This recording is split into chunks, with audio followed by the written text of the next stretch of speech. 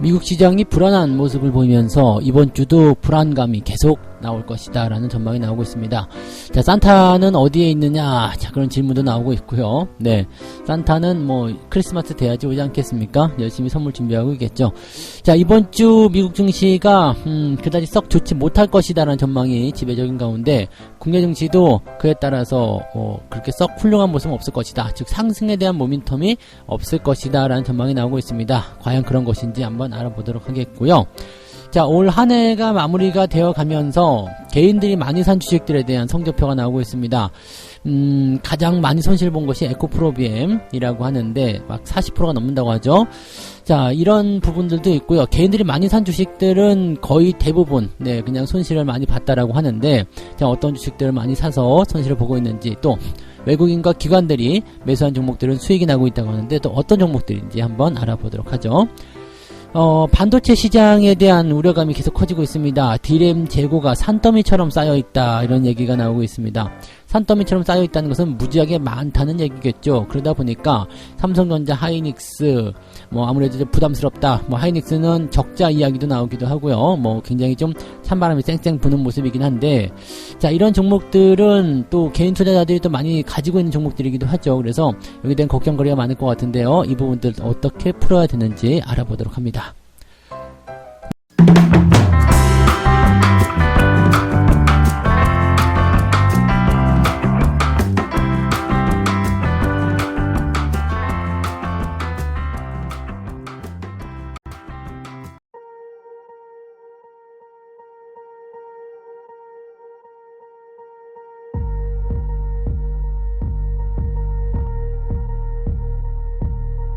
네, 반갑습니다. 자, 오늘은 12월 19일 월요일입니다. 날씨가 오늘이 지나면 좀 누그러진다고 하죠. 그래서 추운 주말 어떻게 잘 보내셨는지 모르겠습니다. 추울 때는요, 집 밖에 나가면 위험하죠. 아시죠? 그래서 주식시장도 마찬가지예요. 막 조정을 받는다거나 뭔가 막 폭풍 몰아치는 것 같은 그런 모습이 나올 때는 일단은 딱 대기하고 있다가 상황이 좋아질 때, 그럴 때 대응하시는 것이 가장 유리한 전략이라는 것만 기억하시면 되겠습니다. 자, 이번 주도 폭풍이 계속 진행된다라는 얘기가 있는데, 일단 주택지표가 이번 주에 발표가 됩니다. 그래서 이 주택지표에 대한 관심이 굉장히 높아진다라고 하는데, 그렇게 따지고 보면은 사실 뭐 경제지표에 따라서 부담을 가지지 않을 것은 없습니다. 하지만 최근에 금리 인상이 계속 진행되고 있는 모습들, 그러면서 금리에 민감한 그런 주택시장이 부담스럽다라는 얘기로 가고 있는 거죠.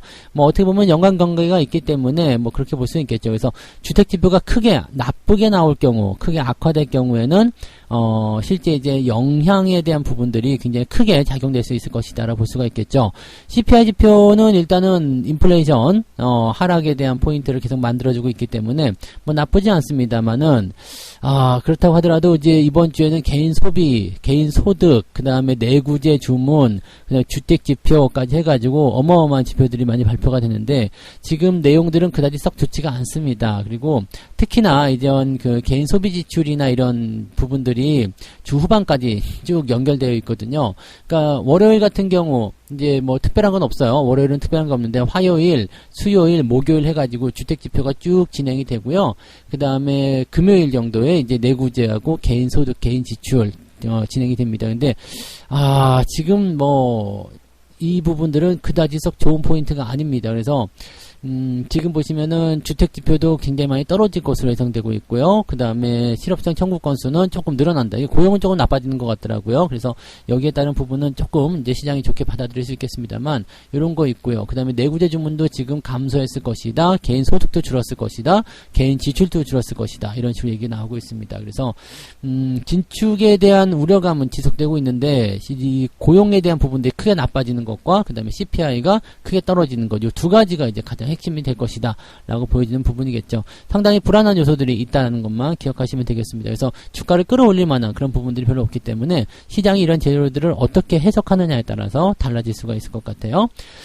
그 중에서 이제 가장 중요한 것이 이제 고용지표에 대한 부분일 것 같은데, 고용보고서가 물가보고서보다 더 주목받을 것이다 라는 얘기가 나오고 있습니다.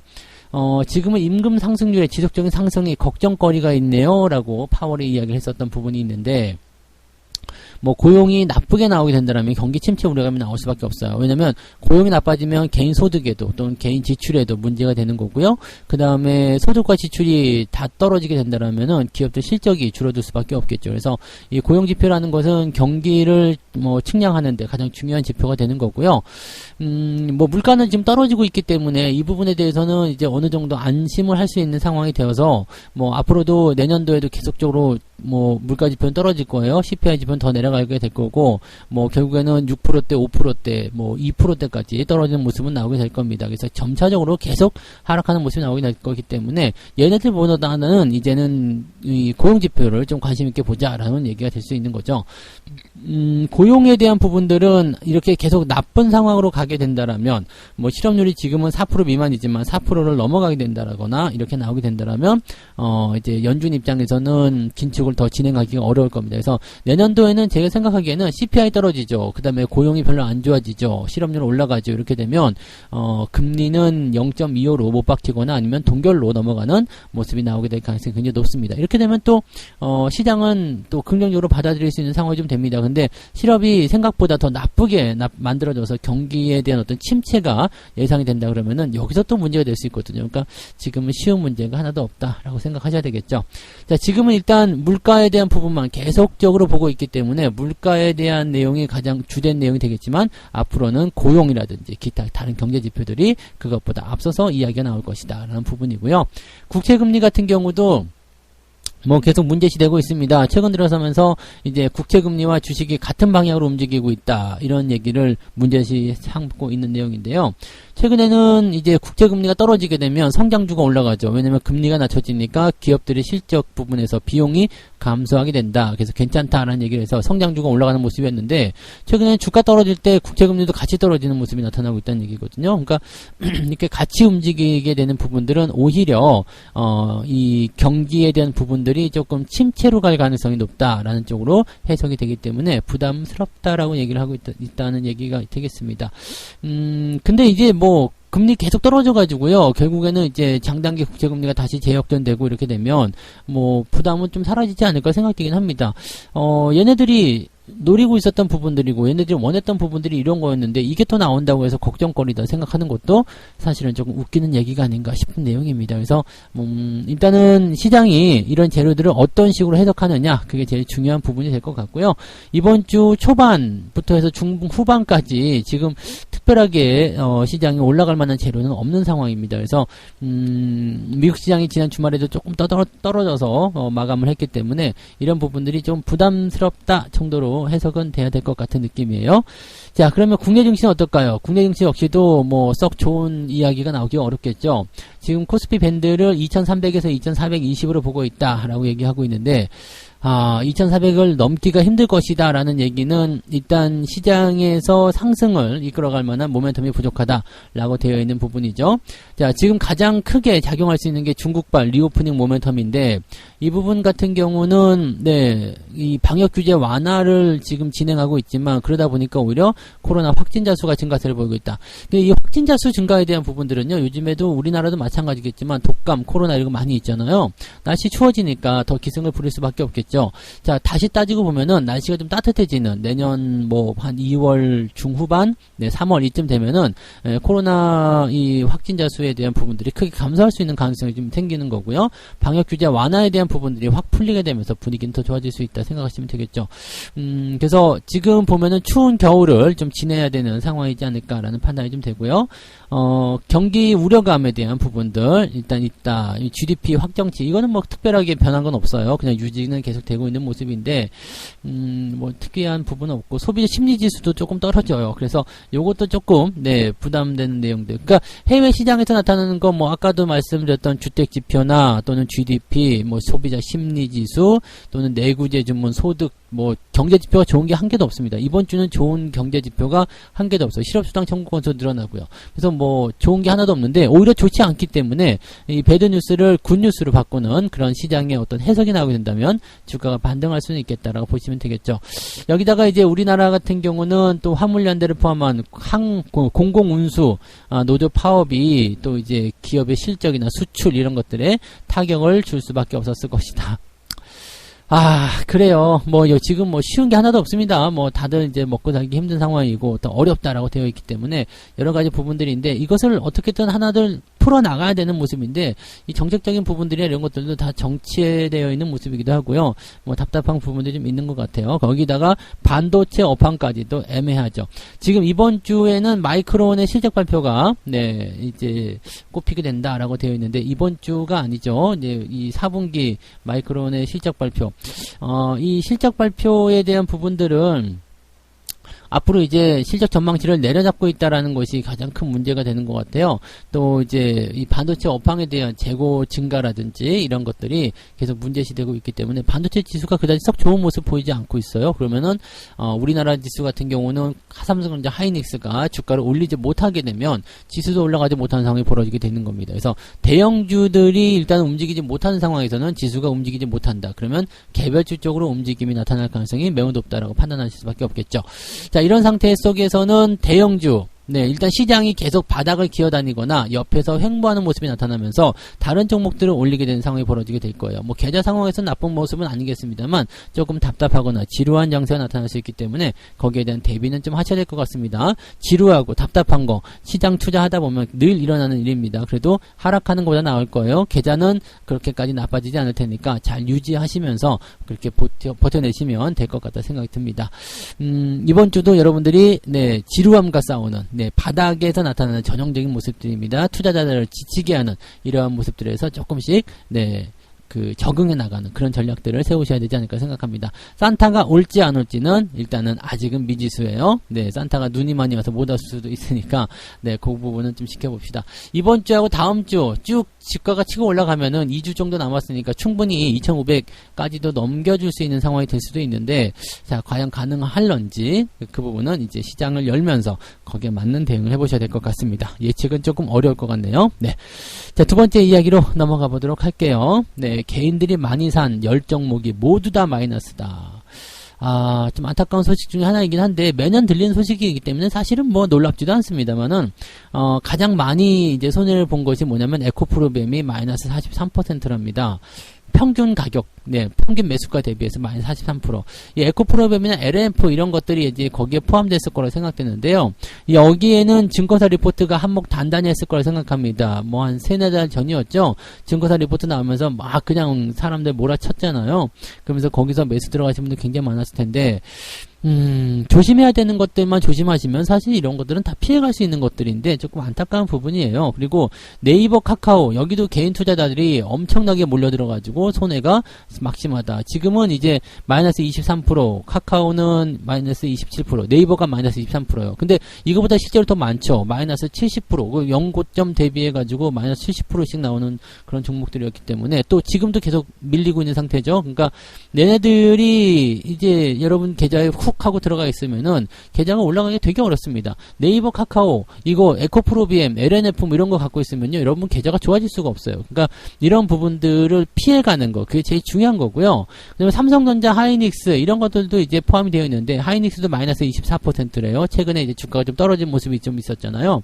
그래서 이 정도 떨어져 있는데, 사실 삼성전자, 하이닉스 같은 경우도 떨어지고 있을 때 계속 사지만 않으면 되거든요. 주가가 반등하는 모습을 보일 때, 그럴 때 조금 진행을 해보거나 유지를 하시면서 진행하시면 되고, 또 이때 매수를 하시더라도 많이 사는 게 아니고요, 조금만 사가지고 상황 보면서 또 나중에 흐름 따라서 조금 더 추가 매수하고 이렇게 하시면 전혀 문제가 없거든요.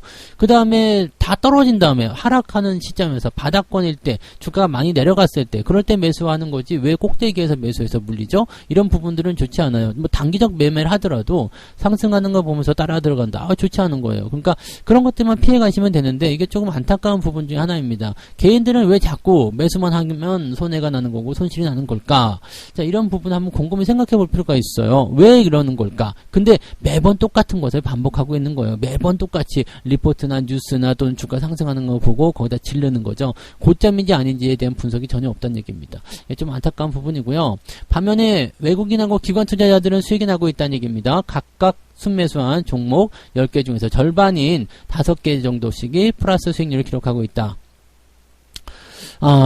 요것도 한번 생각해 볼 필요가 있습니다. 그래서 외국인이 순매수한 종목은 SDI, LG화학, KTNG, 하나솔루션, 클래시스 이런 종목들이 수익권이었고, 또 다른 종목은 이제 기관 쪽 LG에너지솔루션, 셀트리온, 한화솔루션, CS윈드, 삼성바이오로직스 이런 것들이 플러스 수익률이다라고 되어 있습니다. 이거 1년 통계예요. 1년 통계. 근데 중요한 건 이겁니다. 1년 동안 주가가 계속 내렸고요. 실제적으로 이제 외국인들이나 기관들이 순매수를 하기 시작한 패턴은 언제부터죠? 자, 올 하반기에 들어가면서 좀 이제 가을쯤 되면서부터 들어오기 시작했죠. 자, 이 부분이 굉장히 중요한 겁니다. 그래서 외국인들이 사실은 이제 여러분들 매번 통계를 보시면 아시겠지만 외국인들 매매는 손해를 보는 매매가 아니죠. 왜냐면 이제 뭐 걔네들은 선물 쪽에서 이제 뭐 수익을 내기 위해서 이제 현물 시장을 들여다 놨다 하는 모습도 당연히 있겠습니다만 그쪽 매매들은 일단 바닥에서부터 매집을 해 나가는 모습이거든요. 많이 떨어졌어? 그렇다면 내가 그쪽에서 매집을 해가지고 주가가 올라갈 때 팔아먹어야지. 라든지, 뭐, 바닥권 매집을 기관이나 외국인들이 하고 있단 말이에요. 그러니까 이런 부분들이 완전히 달라요. 개인들이 밑에 쪽에서 정말 질려가지고 주식을 던지는 상황에서 걔네들은 매수를 하는 거거든요. 자, 그러면 지금은 외국인들이 최근에 매수를 많이 하고 있는 것들은 무엇인가 한번 살펴보세요. 개인들이 손해를 많이 보고 있는 것들 중에서 외국인들이 매수를 꾸준하게 진입하고 있다. 적어도 한 3, 4개월 정도 꾸준하게 이 누적 통계가 플러스로 나 있는 종목이라면 무엇일까? 네, 매수를 많이 한 종목은 무엇일까? 그거 살펴보세요. 걔네들이 바닥에서 아직 벗어나지 못했다라면 그런 종목들 사서 가지고 있으시면 돼요.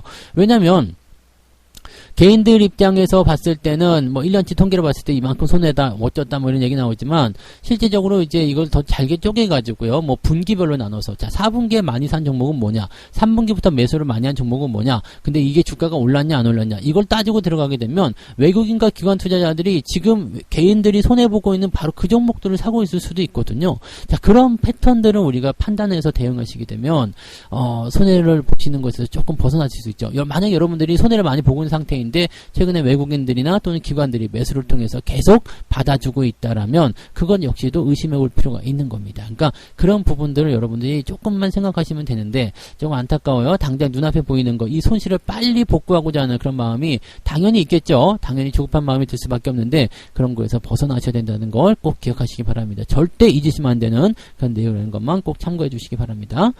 자, 세 번째 이야기로 한번 넘어가 보죠. 네, 삼성전자 하이닉스 큰일 났다 이런 얘기죠. 디램 재고가 산더미처럼 쌓였다. 기자가 약간 이제 그 조급했나봐요. 삼성전자, SK, 하닉스라고 오타를 좀 냈네요. 하닉스. 네. 삼성전자 하이닉스에 투자한 개인 투자자가 아닐까 생각하기도 하는데 아무튼 이 반도체 업황에 대해서 내년도 업황이 가시밭길 것이다 라고 얘기를 하고 있습니다. 금융투자업계가 그렇게 얘기를 했다고 하네요. 인플레이션, 경기 침체 뭐 다 아는 얘기들이죠. 그리고 소비 심리가 위축되기 때문에 이전 뭐 스마트폰이라든지 PC, 서버 이런 것들에 대한 수요도 많이 줄어들게 될 것이다. 그래서 재고가 아무래도 많은데 여기서 더 재고가 쌓이게 될 것이다 라는 얘기가 되는 거죠. 뭐 물론 이제 내년 하반기 정도가 되면 공급을 억제하는 그런 이제 반도체 생산 업체들의 그런 정책적인 부분이 있었죠. 이제 그런 것들이 이제 효과를 내기 시작하면서 업황이 살아나게 될 것이다. 사이클이 돌아올 것이다. 라고 얘기를 하고 있는 모습이기도 합니다. 뭐 FM 가이드에 따르면 증권사들 입장에서는 뭐라 그러느냐. 삼성전자 내년 매출이 304조 원으로 올해 대비 1.3% 하락할 것이고요. 영업이익은 33조 원으로 30% 정도 급감할 것이다. 라고 되어 있습니다. SK 하이닉스 같은 경우는 이제 적자가 나올 것이다 되어 있죠. 내년도 영업 손실이 1조 4천억 가량 나올 것이다. 자, 올 4분기에 적자 나온다는 것도 얘기도 있고요. 그래서 올해는 8조 원 정도의 영업이익을 기록하겠지만 내년에는 영업 손실이 발생할 것이다. 자, 그렇기 때문에 반도체 업황은 지금 내년으로 갈수록 더 안 좋아진다는 얘기인데 내후년이 됐을 경우에 하이닉스의 예상 실적 같은 경우는 또 크게 뛰어요. 그러니까 이렇게 보면 적자에서도 흑자로 바로 넘어가는 모습이 나타나게 되니까 지금은 어떻게 보면 업황의 가뭄 그러다가 이제 비가 내리고 이제 그 뭐라 그럴까 빠르게 곡물이 자라면서 이제 다시 푸름을 되찾는 그런 모습으로 갈 것이다라는 것이 이제 그런 모습이죠. 그러니까 내년도에 이 삼성전자 하이닉스의 실적이 별로 안 좋을 것이야. 그래서 좋지 않을 것이야. 라는 식의 얘기를 하고 있는 거고요. 그렇게 되면 내년도에 그래서 주가도 오르지 못하는 거 아니겠느냐. 내년도 멀었어. 라고 얘기가 될 수 있는 부분이 되겠죠. 근데 요거를 한번 잘 생각해 보면요. 이미 주가에 반영되어 있는 부분이 상당할 거예요. 왜냐면 적자 난다는 거 또 업황 안 좋다는 거 우리가 다 알고 있었죠. 삼성전자 안 올라가는 이유는 뭐죠? 다 그런 뭐 얘기라고 보시면 되겠죠. 근데 외국인과 네, 기관들은 삼성전자 하이닉스를 어떻게 하고 있을까? 이런 부분도 한번 고민해 보세요. 한번 찾아보세요. 매수를 하고 있는지 안 하고 있는지 그 부분을 보시면 아마 아실 거라 생각합니다. 그래서 뭐 삼성전자 하이닉스에 대한 관점을 무조건 나쁘게만 보실 것이 아니라 물론 이제 실적이 적자가 나온다거나 실적 감소하는 거 뭐 그래 알아요. 근데 그 부분이 미리 주식에 반영이 되었다라면 주가에 반영이 되었다면 어떻게 될까요? 그리고 지금 보면은 삼성전자 같은 경우는 이 계속적으로 이제 생산에 대한 부분들을 뭐 감산하지 않고 계속 진행할 것이다 얘기하고 있는 상황이죠. 그렇게 되면 다른 업체들이 감산을 할 때 삼성전자는 계속 늘려나간다, 계속 진행한다라고 하면 시장 점유율이 삼성전자는 커질 것이다라는 전망이 나왔죠. 요거는 이제 또 다른 의미에서 본다면 위기가 성공적으로 극복이 됐을 때 이 삼성전자의 성장 속도는 매우 커질 것이다라는 생각으로 갈 수도 있죠. 삼성전자가 상승하게 되면 주가도 당연히 올라가게 되는 부분이고요. 뭐 하이닉스 같은 경우도 뭐 재고에 대한 부분들은 일단 내년 3분기 정도는 지나가면서 감소가 될 것이다. 그래서 실적 성장성이 이제 내년 하반기부터 나아질 것이다라고 되어 있는데, 자 우리가 경기를 전망할 때 어떻게 보죠? 네. 앞서서 대응합니다. 보통은 6개월 정도 주가가 선행한다 보시면 됩니다. 그래서 내년 하반기부터 시장이 좋아질 거다라고 얘기한다면 지금 아니면은 내년의 상반기 정도 시점부터는 주가가 반등하기 시작해야 된다는 쪽으로 얘기를 가져가실 수가 있습니다. 그러니까 물론 이제 내용 자체로 봐서는 굉장히 우울하고 힘들고 뭐 상황이 안 좋고 주가 많이 떨어져 있고 기분 나쁘고 뭐 그럴 수 있어요. 근데 투자하기도 굉장히 손도 안 나가고 그럴 수 있겠죠. 그러니까 지금 같은 시점에서는 뭐 손이 안 나가는데 나는 걱정되는데 굳이 매수하실 이유는 없습니다. 매수하지 않으셔도 되는데 가지고 있는 주식을 팔아야 할 이유도 없다는 얘기입니다. 그래서 매도를 한다는 것 자체가 뭐 매도해서 뭐 다른 건 뭐 사실 건데요. 뭐 단기적으로 급등하는 거 쫓아갈 것일 거 아니잖아요. 그러니까 그런 부분들을 우리가 생각하셔야지 돼요. 그러니까 미리 선 반영된 부분들, 주가가 바닥에 있어. 그다음에 수급적인 측면에서도 그렇게 위협적이지 않아. 어차피 삼성전자나 하이닉스는 지금 공매도 나왔던 것들도 지난번 6월달, 7월달, 8월달, 뭐 이런 9월달, 뭐 이런 시점에서 한 번씩 다 쏟아냈고요. 이미 작년에도 한 번 쏟아냈어요. 그래서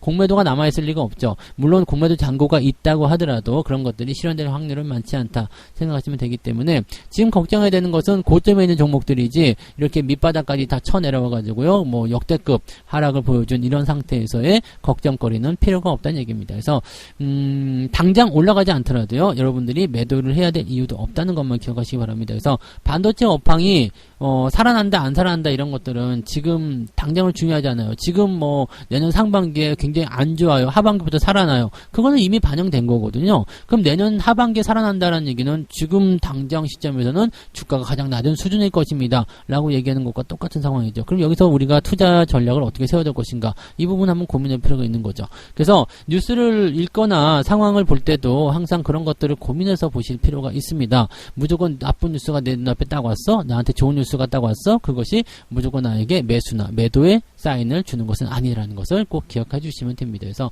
그런 부분들을 여러분들이 꼭 참고해 주시면 좋지 않을까 생각됩니다. 네, 이런 부분들 잘 참고해서 투자하시기 바라고요. 자, 이렇게 해서 오늘 세 가지 이야기 전달해 드렸습니다. 이번 주도 불안불안하다. 네, 너무 서두르지 않으셨으면 좋겠어요. 산타랠리 기대감은 당연히 가져야 되겠습니다만 산타 할아버지가 감기 걸릴 수도 있잖아요. 요즘에 코로나가 심한데 들어 누워버리면은 네, 이번 주는 패스요 이렇게 나올 수 있으니까 천천히 생각하시고 시장의 흐름에 맞춰서 따라가시기 바랍니다. 개인들이 가장 많이 산 주식들이 마이너스를 보여주고 있는데 전부 다 고점에서 매수한 것들이에요. 그래서 좀 안타까운 부분이 있고요. 대신에 개인들이 고점에서 많이 산 주식들 중에서 지금 많이 떨어진 주식들 있잖아요. 그런 주식들은 또 수급이 어떻게 바뀌고 있는지도 살펴보세요. 개인들이 팔고 있고 또 그것을 다른 수급 주체들이 매수해서 들고 가고 있는 것인지 그 여부를 한번 살펴보시면 지금 내가 이것을 팔아야 되는지 아니면 사야 되는지에 대한 관점도 나올 수 있고요. 디램 재고가 산더미처럼 쌓여 있다는 얘기가 나오고 있는데 뭐 입을 모아서 얘기하기는 이제 내년도 하반기쯤 되면은 이제 재고 감소량도 줄어들게 될 것이고 재고도 이제 점점 줄어들게 될 것이고 실적도 좋아질 것이다. 턴어라운드 할 것이다. 그래서 내년도의 반도체 기업들 실적은 되게 좀 긍정적으로 내후년이죠. 24년도 실적은 굉장히 좋을 것이다라고 전망이 되고 있습니다. 그게 이제 내년 하반기부터 점점점 잡혀간다는 얘기거든요. 이것은 중요한 포인트가 뭐냐면 이 상반기 동안에 굉장히 안 좋다는 이야기고 그것이 지금 주가에 반영이 되어 있다는 얘기입니다. 그래서 하반기부터 좋아진다면 주가의 어떤 선행 포인트를 생각해 봤을 때 내년 초반부부터는 또는 지금부터라도 주가가 저점을 잡고 반등을 시작해야 될 필요성이 있다는 것을 생각할 가능성이 높다는 얘기가 되는 겁니다. 그래서 뉴스에 대한 부분들을 이렇게 분석하시면 된다는 얘기고요. 책 한 곡도 읽고 마무리하도록 하겠습니다. 회사를 통째로 인수하든 주식에 투자하든 수학적인 계산이 없다면 수학적인 계산이요? 이거 되게 힘든데. 네, 결국 손해를 보기 마련이다. 투자는 가격과 가치가 제대로 조화를 이룰 때까지 보유해야 된다. 그러니까 내가 계산한 가치, 계산한 그 포인트, 내가 생각하는 그 가치까지 움직일 때, 만약에 내가 적정 주가를 계산했는데, 내가 적정한 어떤 값어치를 계산해 봤는데, 이 주식이 지금 저평가야. 그렇다면, 이 주식은 그냥 뭐, 걱정거리가 없어요. 네, 계속 들고 가시다가, 내가 원하는 그 포인트, 내가 생각했던 그 포인트까지 왔을 때, 그럴 때 매도하시면 되죠. 또는 그것을 오버하게 됐을 때는 반드시 팔아먹어야 된다라는 것도 생각해 볼 필요가 있겠고요. 그래서 매도나 매수는요, 적정 가치보다 내가 저평가라고 생각됐을 때 매수를 하는 거고요. 그 적정 주가 때까지 도달하기 전까지는 꾸준하게 잘 들고 가는 것, 그것이 바로 투자의 핵심이다. 이렇게 생각해 주시면 된다는 얘기입니다. 아시겠죠? 네. 자, 월요일이지만 힘내시고요. 월요일은 오전에 변수가 좀 나타날 수 있죠. 주말장 별로 안 좋았기 때문에 살짝 그 변수를 월요일 아침에 뽑아낼 수 있습니다. 그래서 여기에 대한 부분들 주의하시기 바라고요. 조금 있다가 9시부터 무료방송 진행되니까 오셔가지고 또 무료방송 이야기 들으시면서 시장 어떻게 헤쳐나가야 되는지 한번 작전을 짜보도록 하자고요. 네, 자, 조금 있다가 뵙도록 하겠습니다. 고맙습니다.